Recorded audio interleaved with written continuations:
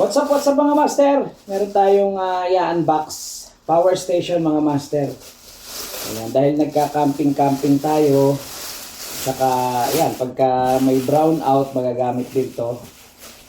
Bumili ako ng power station. Ayan.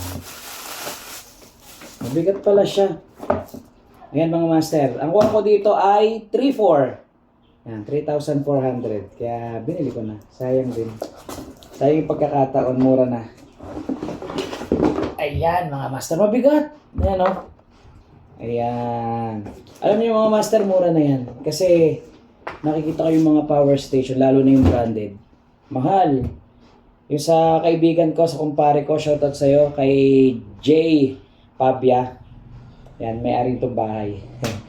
Shoutout sa'yo pare. Yung binili niyang ganito, yung una namin ginagamit sa camping namin, ang bili niya ay nasa 12,000 plus. Pero, nag-upgrade pa siya ha. Bumili pa siya ng, hindi ko alam kung anong bili.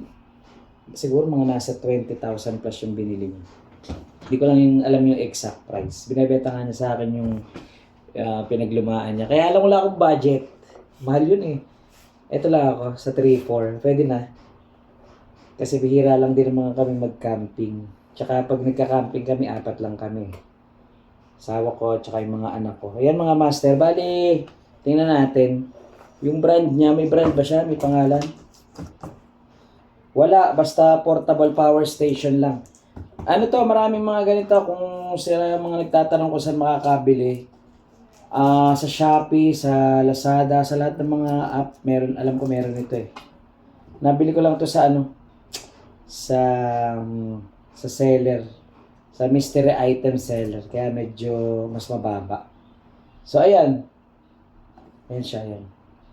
Tingnan natin yung mga saksakan niya. So, ayan.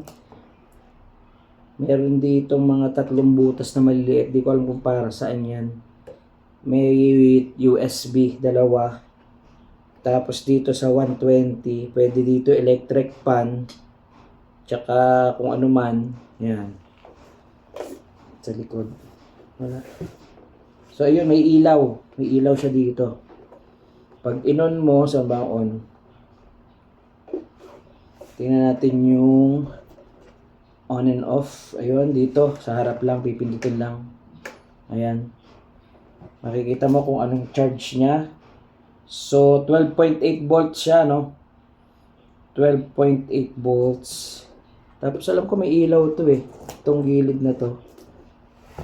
So, ayan. Maliit lang din siya. Kasya-kasya kung kayo ay magka-camping tapos meron kayong sasakyan. Ayan. Maliit na space lang yung masasakop niya. Tapos, ito meron siyang charger. Ayan, may mga charger siya. So, yun. Yun lang mga master, pinalex ko lang dahil natutuwa. Matagal ko na kasing gusto bumili itong power station.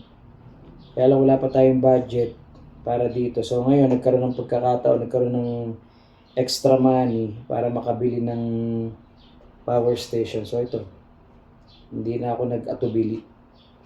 Ayan na, kinuha ko na, power station. So, pag mga lobat doon, yan, pwede magdala electric pan, di ba? Rice cooker, sa camping.